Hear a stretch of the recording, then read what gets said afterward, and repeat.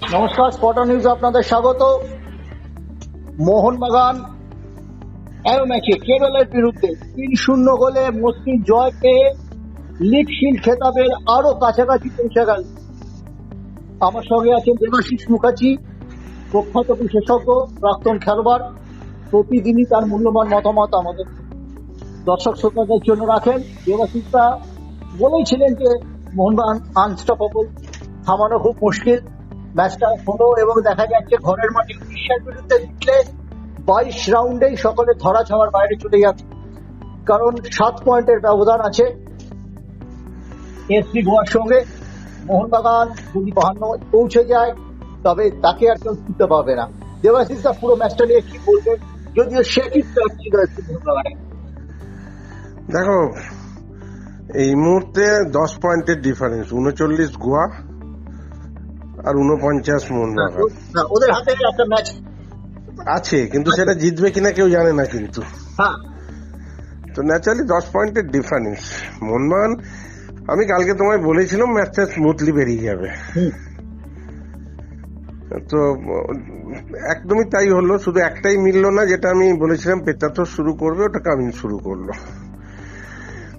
বলেছিলাম ম্যাকলারেন গোল পেয়ে গেছে, নিশ্চয়ই যেটা পাচ্ছিল না পেয়ে গেছে। এটা একটা বিরাট প্লাস পয়েন্ট, বিরাট বিরাট। মোহনবাগানের যে কতটা এই টিমেতে ম্যাকলারেন রিদিম পেয়ে গেল, পরপর দুদিনে 4টে গোল করলো, এটা বিশাল ব্যাপার। সবাই গোল করছে, শুধু ফরওয়ার্ড লাইন গোল করতে পারছিল না। আজকে সেই জায়গাটাও পুষিয়ে গেছে।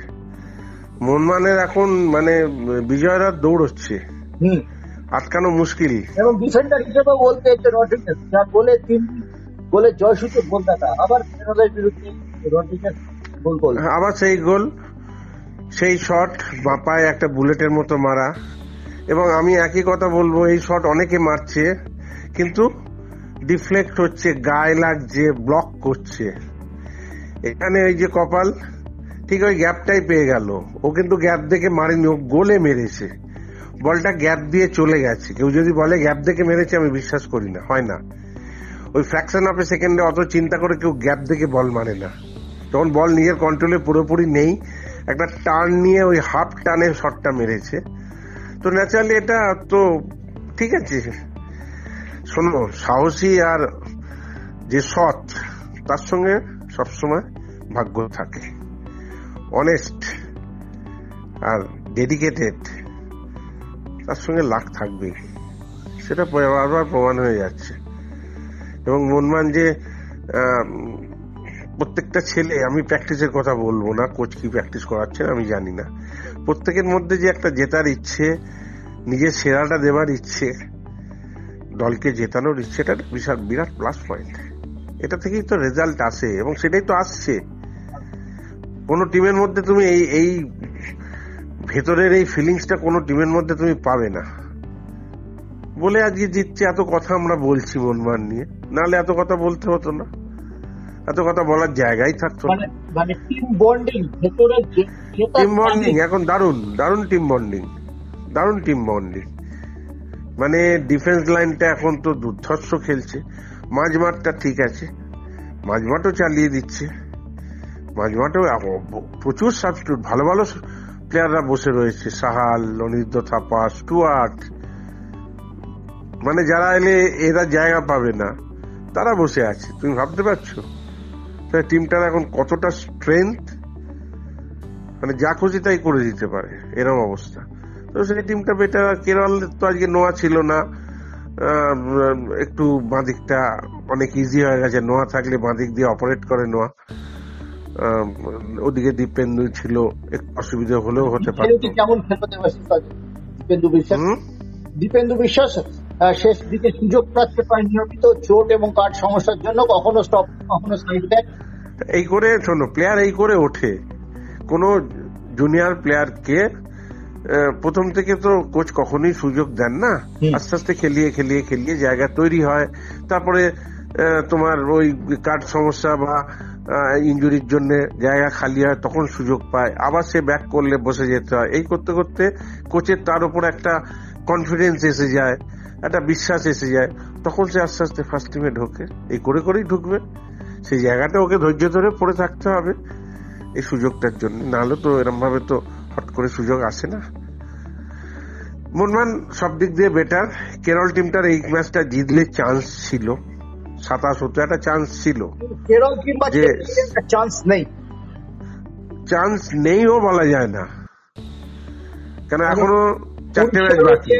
উড়িষ্যা রয়েছে, মুম্বাই সিটিএসসি রয়েছে, 4টে দল তো মোটামুটি চলেই গেছে ধরে নেওয়া যায়। মোহনবাগান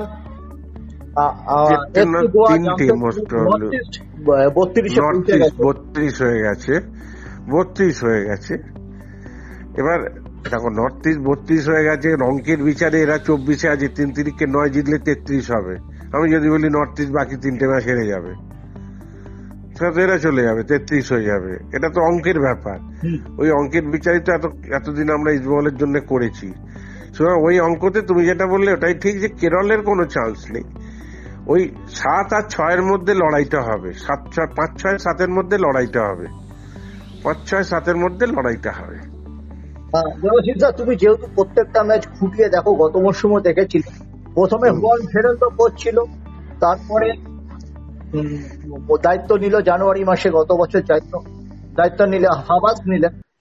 হুয়ান ফেরান্দো, হাবাস এবং আমাদের এই মলিনা, এই যে কোচ সম্প্রতি মোহনবাগান দলকে কোচিং করিয়েছেন, এতে মানসিকতা বলো, স্ট্র্যাটেজি বলো, একটু যদি দেখো। মানসিকতা, স্ট্র্যাটেজি ব্যাপার হচ্ছে পুরোটাই ডিপেন্ড করে কিন্তু প্লেয়ারদের পারফরমেন্সের ওপর।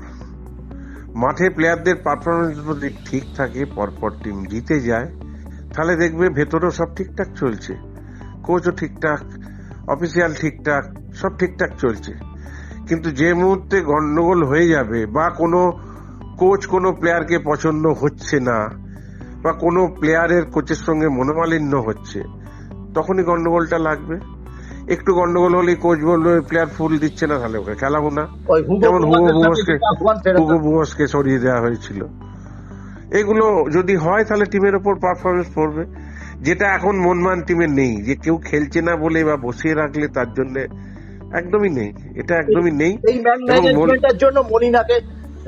মলিনা, হ্যাঁ অবশ্যই মলিনাকে ধন্যবাদ দেওয়া উচিত, কেন একদম জেনুইন জেন্টলম্যান, মানে মাঠে কোনো উচ্ছ্বাস কিচ্ছু নেই, কোনো অসভ্যতা নেই, উচ্ছ্বাস কিচ্ছু করেন না, একদম চুপচাপ থাকেন, সাফল্য পেলেও থাকেন, অসাফল্যের সময় তিনি নির্বিকার। এবং এই জায়গাটার জন্য আমি ওনাকে সত্যি কৃতিত্ব দেব। যখন উনি ক্রিকেট করছিলেন তখন আমরা এক জিনিস দেখেছিলাম, এটিকেতে যখন কোচ হিসেবে ছিল, হ্যাঁ অবশ্যই হাবাস চলে যাওয়ার পর যখন মলিনা এসেছিল, ওই 1 বছর এসেই চ্যাম্পিয়ন করেছিল, কেরলকে হারিয়ে ফাইনালে, কেরলের মাঠেই খেলাটা হয়েছিল। এই মাঠটা ওনার ইয়ের কাছে, কোচির মাঠটা ওনার কাছে পয়া মাঠ। তো ন্যাচারালি সব ঠিকঠাক এখন ঠিকঠাক চলবে। আবার ঠিকঠাক চলা বলতে দেখো, ভেতরে যা হচ্ছে তার সঙ্গে কিন্তু বাইরে অনেক উড়ো খবর আসে, এই হচ্ছে ওই হচ্ছে।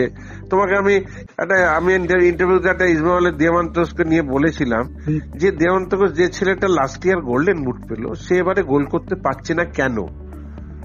সে তো ভালো প্লেয়ার বলেই গোলটা করেছে, তাহলে এবছর পাচ্ছে না, নিশ্চয়ই অন্য একটা কিছু প্রবলেম থাকতে পারে, নিশ্চয়ই কোচ ওকে সেইভাবে সুযোগ সুবিধা দিচ্ছে না বা পাচ্ছে না। দেখো দেওয়ান্তোস বলেছে যে আমি সেইভাবে সাহায্য বা বল পাচ্ছি না, এটা খুব ঘটনা। তোমাকে তো দেখতে হবে, কোচকেও তো দেখতে হবে যে ও কি ধরনের ফুটবল খেলে, ওকে কি সাপোর্টটা আমি দিতে পারি মাঝমাঠ থেকে, এটাও তো কোচের বড় ব্যাপার। আমি বড় প্লেয়ার আনলাম গোল করবে বলে, আর ও গোল করেই যাবে, এটা তো হয় না, এটা পাড়ার ফুটবল নয়।